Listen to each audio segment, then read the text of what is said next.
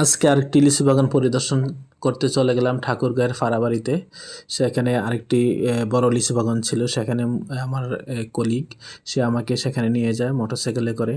তো যাই হোক, আমরা কিছু দূর যাওয়ার পরেই সেখানে আমরা প্রত্যাশিত লিচুর বাগান খুঁজে পেলাম এবং সেখানে যে থোকায় থোকায় এত সুন্দর লিচু দেখে মানে অত্যন্ত অবাক হয়ে গিয়েছি যে গাছের লিচুগুলো ছিল অনেক বেশি, মানে থোকা থোকায় ছিল এবং বেশি পরিমাণে ছিল, যে অনেক লিচু দেখেন, অনেক লিচু এখানে।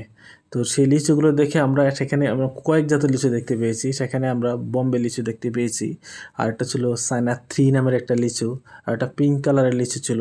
তো সেখানে যে একটা ইন্ডিয়ান লিচু, সেটাতে বিচিগুলো অনেক ছোট থাকে, বা ও আর চায়না 3 তো বিচিগুলো ছোট থাকে, সেটি আরও কিছুদিন পরে আসবে।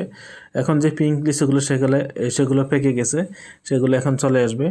তো এত পরিমাণ লিচু দেখে আমরা মানে খুব নিজের কাছে অনেক ভালো লেগেছে, যে আমরা অনেকটা অবাক হয়ে গেছি যে এত লিচু গাছে, যে মাশাল্লাহ, মানে আলহামদুলিল্লাহ, আল্লাহর কাছে হাজার হাজার শুকরিয়া যে এত সুন্দর নেয়ামত আল্লাহ পাক আমাদেরকে দিয়ে দিছে।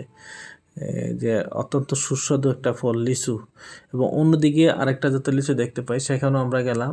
দেখা গেল যে মানে গাছে এত প্রচুর পরিমাণে লিচু ধরছে, সেটা দেখে মানে এত মানে ভালো লাগছে। তো সেখানে আমাদের সাথে ছিল আমার কলিগের ফ্রেন্ড, সে দেখাচ্ছিল, ভাই দেখেন কত লিচু গাছে, মানে অনেক লিচু, এবং লিচুগুলো অনেক সুন্দর এবং অনেক বড় বড় লিচু।